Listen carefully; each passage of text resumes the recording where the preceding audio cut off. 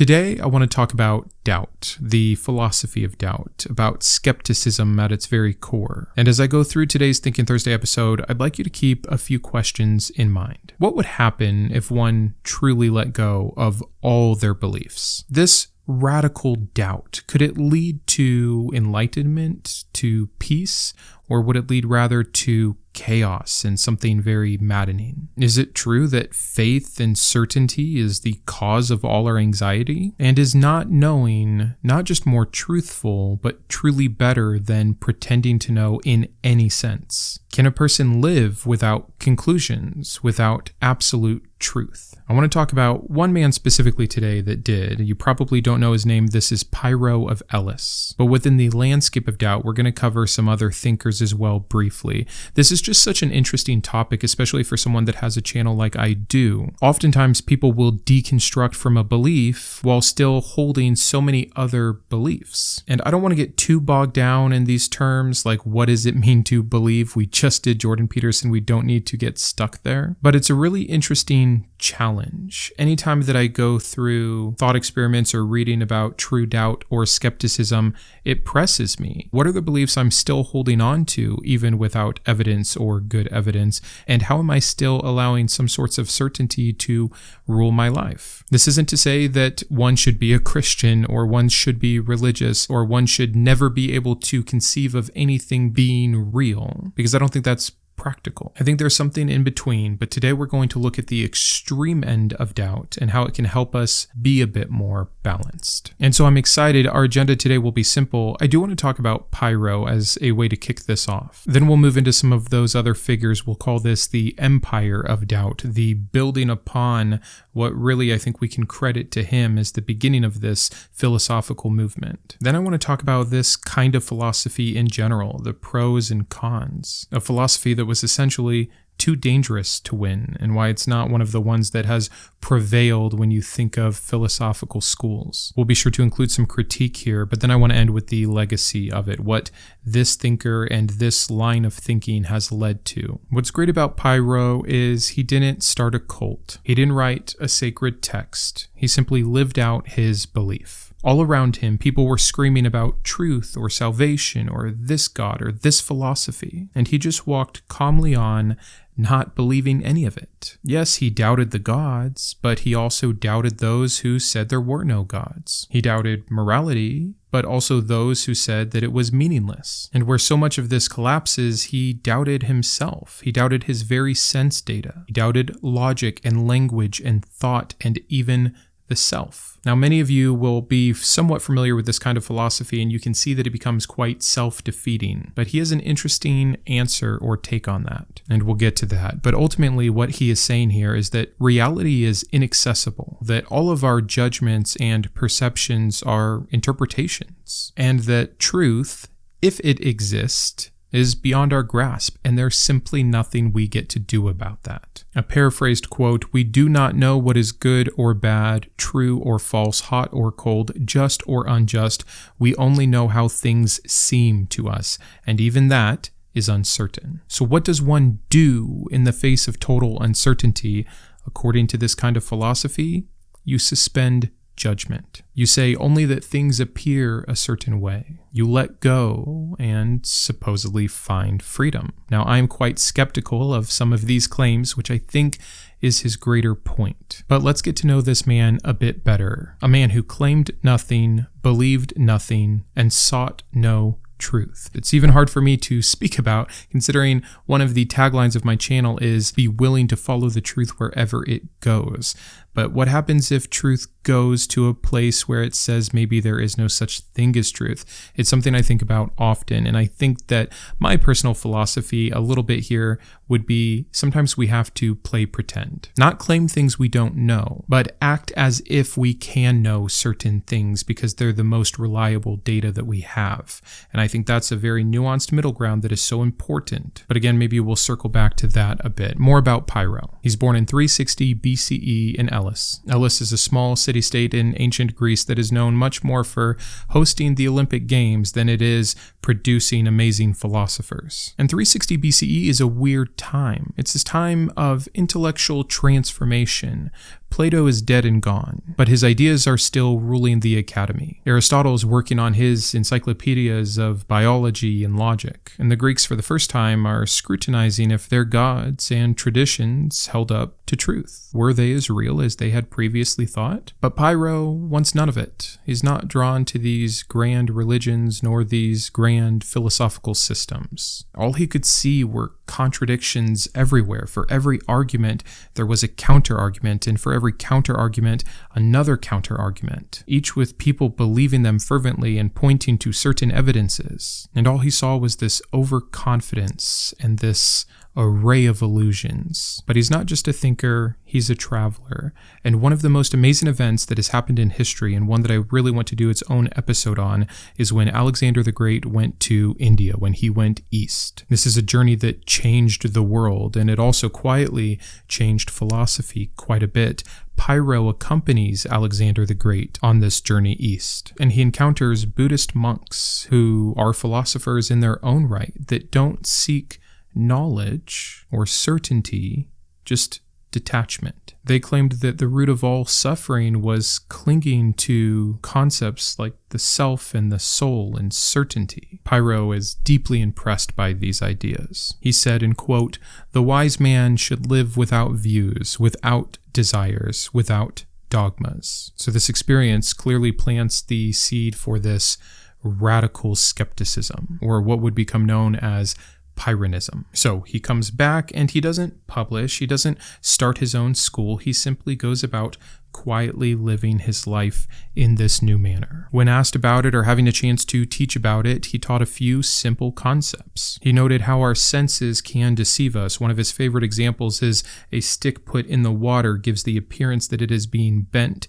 but we know that it's a reflection that is causing an illusion. It's straight when you pull it out, so we can't trust our sense data always. He talks about how our minds can so easily and often be misled, or the fact that they can mislead us. He noted here specifically on a judgment or a ruling that something can be ruled as good or bad, as fair or unfair, simply by who is observing the information. And he continues to note that our words create these illusions, that we name things as if naming them creates them or makes them true. But what is truth anyway? And I know it's easy to get frustrated with this and say, okay, yeah, if you follow this to its logical conclusion, though, it all gets doubted itself, is self-defeating, and becomes meaningless. And Pyrrho would say, yes, eventually. He uses the example of a great purge, that first you must purge everything else, and then the purge turns on itself and dissipates. And that he sees this radical skepticism doing just that. First, it's an important thing for us to be able to question everything else and see that there's so many limits and we really can't claim to know anything. And then it turns on itself and we can't claim to even know that. But we learn something valuable along the way. And for that reason, I think this philosophy is so brilliant and important to contend with at least once in your life. And so we get his core practice, epike, the suspension of judgment. Instead of saying, yeah, that's a tree, you would say, it appears tree-like to me in this moment. So epike is the practice that leads to what result? Ataraxia. And if you want more information about ataraxia, see my first Thinking Thursday episode on Epicurus, a state of true inner tranquility, free from all disturbance, becoming at peace. He noted that certainty seems to breed conflict, so letting go or doubt of that certainty should then bring peace. Is this just another way of saying that ignorance is bliss? And if so, to what degree should we follow this advice? Is this a dumbing down of ourselves, or is it a true admittance of our inability and thus a proper humility? This is the tension within this philosophy, and I love it. And sure, there's plenty of things I profess to know, and I should be skeptical of that. But there's also so much that I have freed myself up from needing to know or ever believing that we could know. And in all of that, I have found that ataraxia. I am truly at peace. I don't need to make up stories to fill in gaps. I don't need to believe in religions just to give me some grounding for things like truth or morality. I can say what things seem like, be intellectually honest enough to say I still could be wrong, but in the meantime, accepting that truly for what it is. So it's nice when you frame it like that. It begins to sound a little absurd when you, again, put it as plainly as Pyrrho did. His main example being the barking dog. People might hear a barking dog in the distance and confidently say, that's a dog. Where Pyrrho would say, there appears to be something resembling the noise of what we typically call a bark that comes from an animal we have labeled as a dog, but I cannot affirm its essence. Because what even is a dog? A mammal? A concept? An illusion of senses stitched together from faulty memory? You don't know for sure, and neither did he, and that's the point. And again, I know it's so extreme to the point of almost being unusable, and we're going to talk about that, but I think you have to start at one full end of the spectrum to be able to appreciate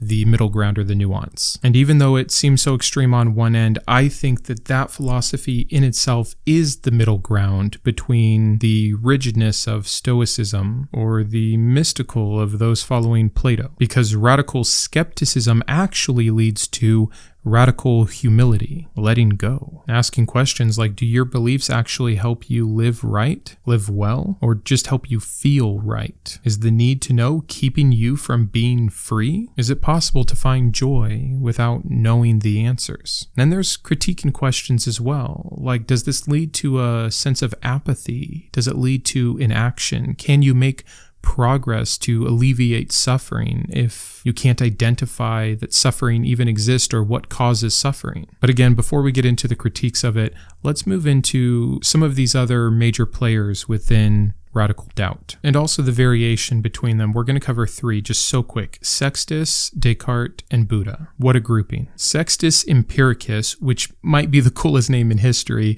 is where we know so much about Pyrrho, since Pyrrho wasn't really writing for himself. He's the codifier of skepticism, and he's a philosopher later during the Roman Empire, and he writes the work Outlines of Pyrrhonism. So he didn't invent it, but he kind of weaponizes it, because it's him who formalizes what he calls the 10 modes of skepticism, each designed to show that for any claim, an equally persuasive claim can be counter-argued. And I so much want to share this with you, but we're going to save those 10 modes of skepticism for another episode. Of skeptical argument, I mean. Every road either leads to a dead end or to another road. Therefore, again, the wise person holds all judgment, even the judgment that is wise. Again, self-defeating, but still workable somehow. And here's why there's such a difference between someone preaching, don't believe anything, and someone saying, well, show me why I should. That's Sextus. Sextus anticipates, by the way, some major movements: postmodernism, deconstructionism, and even the fallibility of science. Maybe we'll just do a piggyback episode next Thursday on his 10 modes and more about that. But then you have Descartes, which is really interesting. You might almost give him credit for doing the opposite and rebuilding certainty. And this, by the way, is fast forwarding 1,500 years, where Europe is in the grip of the church of religion as the center for truth, but the cracks are starting to form. Science is blooming and authority is wobbling. And before we get to Descartes rebuilding certainty, first, he must question everything, and this is what we see in Meditations on First Philosophy. He doubts his senses, for they deceive. He doubts his body, because dreams feel real, and he doubts his mind. Could a demon be tricking him? And this is really the whole first half that leads to that second half where we get what most people know of him for: coito ergo sum. I think, therefore I am.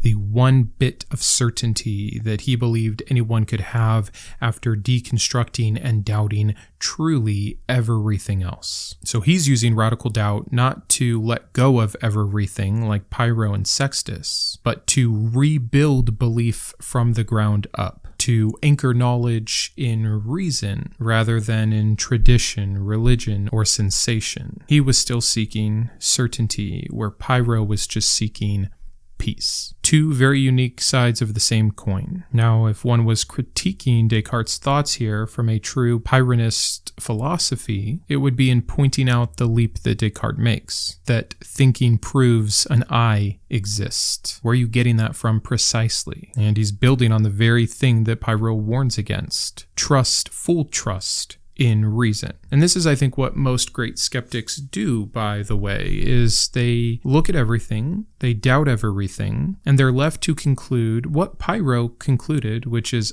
there might not actually be any truth. We can't say that there wouldn't be because we'd have to doubt that too. Therefore, all we can do is try to apply as much logic and reason based off what we do have access to, even if it is faulty, because it's the best we've got.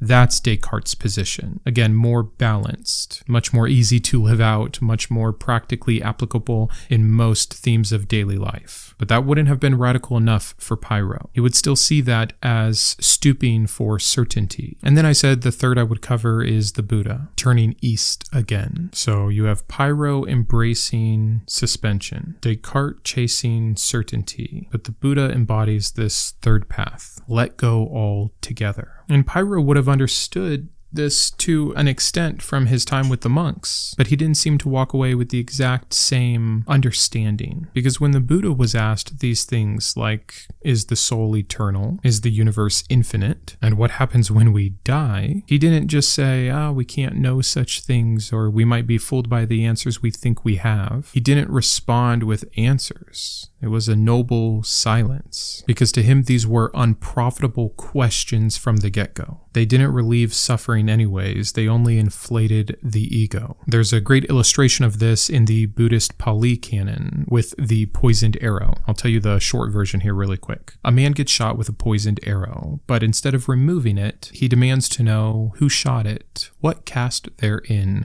what kind of bow was it? The Buddha says, you will die before knowing your answers. See, this isn't even about the ability to get answers. If there's something there to truly know, it's that the quest for them in and of itself, well, the juice just isn't worth the squeeze. So very similar to Pyrrho, but still a bit different in interpretation and application. And again, if taken to its logical conclusion, also self-defeating. Because how did one ever get to a point of understanding this or trying to apply it in the first place? By way of deep concentration and concern with this kind of certainty. So to question these things or to have an answer for the questioning is to have gone through the process of the thing that is said to be let go of. But what can you do if that's where you arrive? So again, to wrap up this section and just try to explain the differences as simply as possible, you have Pyrrho and Sextus saying, suspend judgment since you probably can't know, since you should be doubting everything anyways, and there you'll find peace. Descartes also agreed, yes, doubt everything, but rebuild now your certainty via reason. And then you just have the Buddha who says, in general,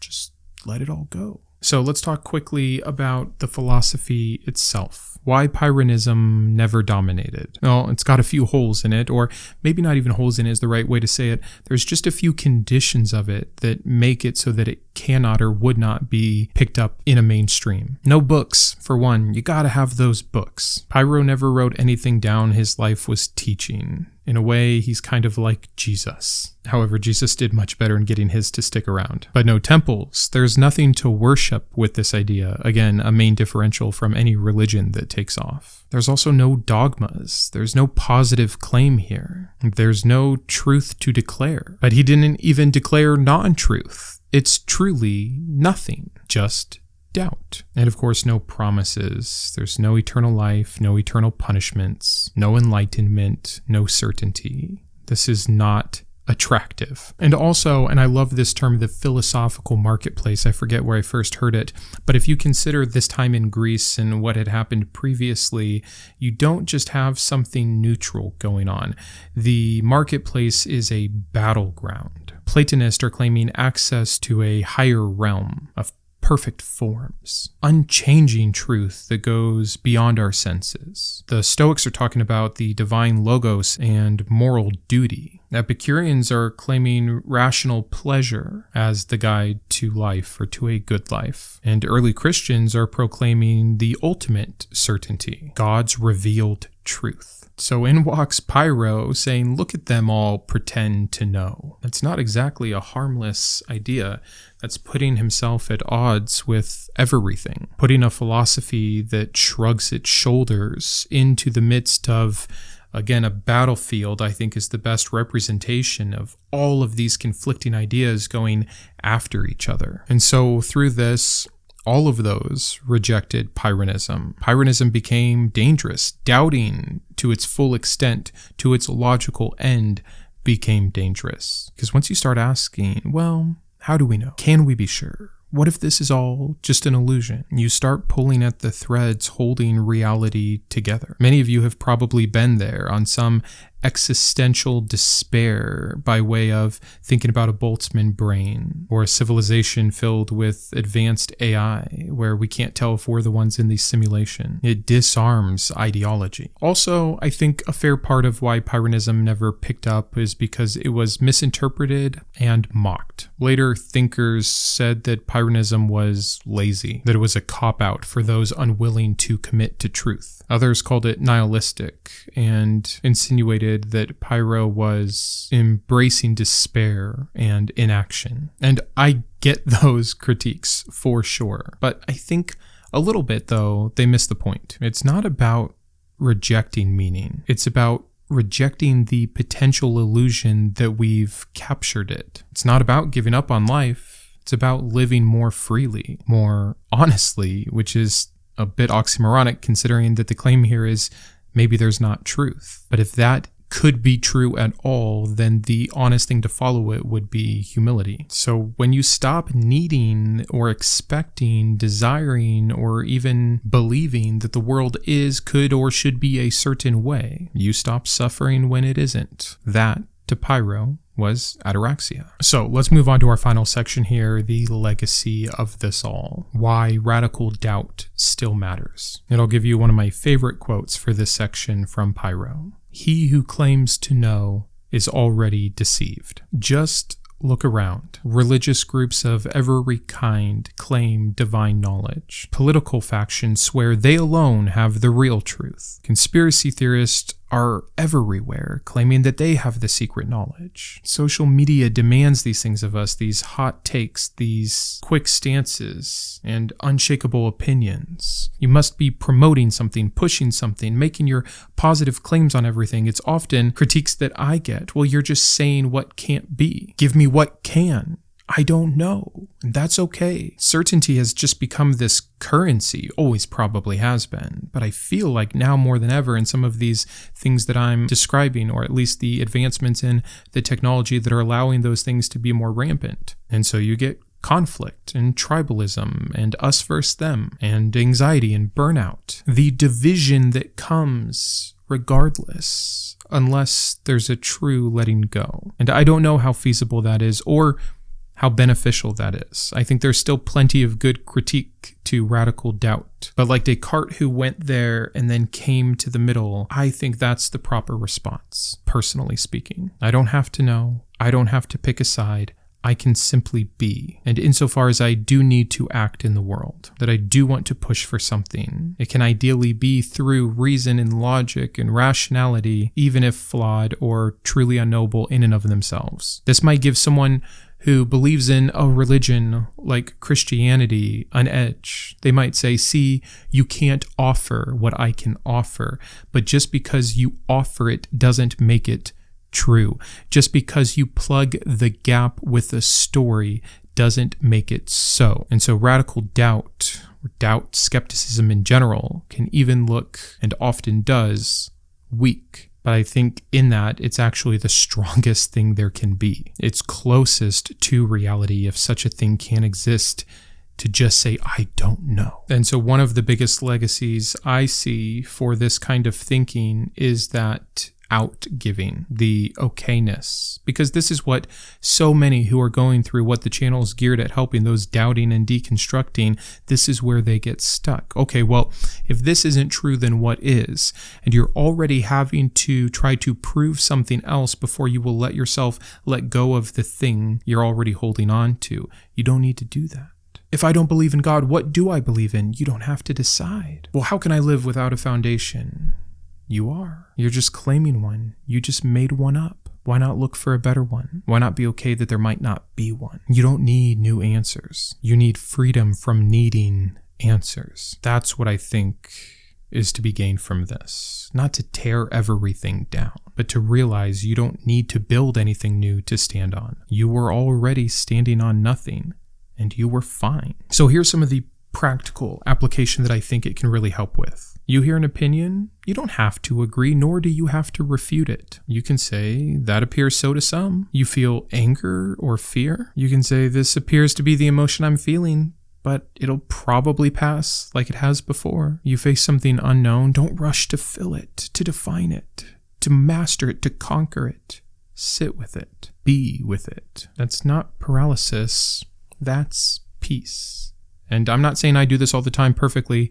Good Lord, no. But when I try to be mindful of these things, I notice a betterment. And of course, its legacy is how it leads into everything else, whether it's Zen Buddhism or absurdism, existentialism, and even in science, where the best theories are what? Always tentative, always provisional, and most importantly, falsifiable. Doubt and skepticism are healthy. To deconstruct anything, everything, even deconstruction itself is healthy. And so it is to even doubt that claim that I just made. I admit freely there seems to be a bit of a self-defeating paradox going on, but it doesn't diminish its use personally to me. Also, this radical doubt for me has led to radical compassion. If I can't know, if I can be wrong, if I think I was wrong previously, it gives me empathy. It gives me humility. When you stop needing to be right, you are easier to live with. And if you know me or my personality at all, you can probably see a striving for that certainty, for that truth, to be on the correct side of knowledge. And I'm fine with that. I think that's important. I also think it's important to always hold it in a healthy handful of humility. So I don't just think there's freedom here. I think there's a gentleness here, a health here that I want to continue to strive for better for myself and would love for everyone else to be able to experience as well. So here's what I'll leave you with. What if you don't need to know your purpose to live meaningfully? What if you don't need to understand the universe to feel awe? And what if peace doesn't come from certainty, but from surrendering the hunger for it? This wasn't to promote Pyrrhonism, but to show that, like all philosophies, it's there for a reason. There's something there to be gained. It can be useful. And I hope I've made a case for that to some degree today, but feel free to doubt it. So I'll see you Sunday with a new one. And until then, keep thinking. I wanted to personally thank my top tiers of support: my Iconoclast, Ann, Boris, GVI, Jimmy, Joe, Kitboga, Matthew, Perry, Shawn, and Steve; my Humanist heroes, Craig, James, Jarrod, Christy, and Matthew; my Atheist advocates, Adquitar, Caleb, Dan, David, Drew, Jeff, Jeffrey, Julie, Malcolm, Paul, Sparky, and Thomas; as well as all of my secular scholar patrons. If you believe in the mission of this channel or you just enjoy its content, please consider joining these fine people.